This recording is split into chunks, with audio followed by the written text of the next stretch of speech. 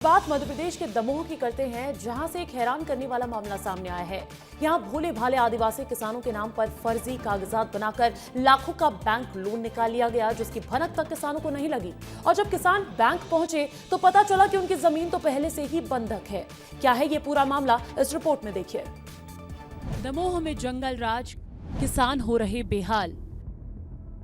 दमोह में जंगल राज चल रहा है और भोले भाले किसान इसका शिकार हो रहे हैं। दरअसल दमोह में 2 आदिवासी परिवारों की जमीन पर फर्जी दस्तावेज तैयार कर सेंट्रल बैंक ऑफ इंडिया में खाता खोला गया और फिर उसी जमीन के नाम पर लाखों का लोन निकाल लिया गया। और जब किसान अपना असली किसान क्रेडिट कार्ड बनाने बैंक पहुंचे तो पूरा मामला उजागर हुआ। राजा गुलाब सिंह और चन्नाबाई आदिवासी, इन दोनों किसानों के साथ जो हुआ वो सिर्फ एक धोखा नहीं बल्कि सिस्टम पर करारा सवाल है। फर्जी दस्तावेजों के जरिए किसानों का क्रेडिट कार्ड बनाया गया और फिर लाखों रुपए निकाल लिया गया। ऐसा नहीं है कि किसानों ने इसकी शिकायत न की हो।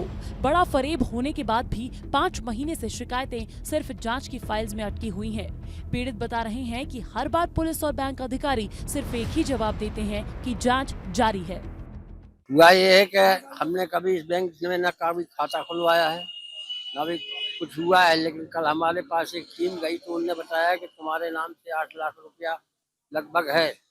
जमीन भी हमारी कंप्यूटर से बंधक आ रही, जबकि हमने कभी इस बैंक का मुंह तक नहीं देखा। इधर दोनों मामलों में दस्तावेजों की हेराफेरी हुई। फर्जी खाता और जमीन को गिरवी दिखाकर लोन लिया गया। सवाल ये भी है कि बैंक ने बिना सत्यापन के इतने बड़े लोन कैसे पास कर दिए।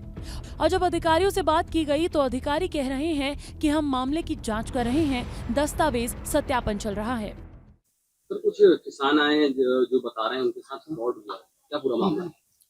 अब हमें अभी जो है इनका एप्लीकेशन मिला है। इस एप्लीकेशन के आधार पे हम देखते हैं और अपनी हायर अथॉरिटी को हम जो है बात करेंगे। जो भी होगा वो उसकी जानकारी हम आपको निश्चित रूप से दे देंगे। अपन ऐसे प्राइमा फेसी किसी को फ्रॉड नहीं बोल सकते हैं।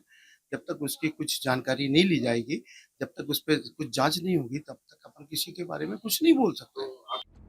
बहरहाल पीड़ित किसान इंसाफ के इंतजार में हैं, लेकिन 5 महीने बाद भी न किसी पर कार्रवाई हुई और न ही कोई जवाब दिया गया। अब ये सवाल सिर्फ 2 आदिवासी परिवारों का नहीं है बल्कि उस सिस्टम का है जो गरीबों की आवाज को दबा देता है। अर्पित बड़कुल, विस्तार न्यूज, दमोह।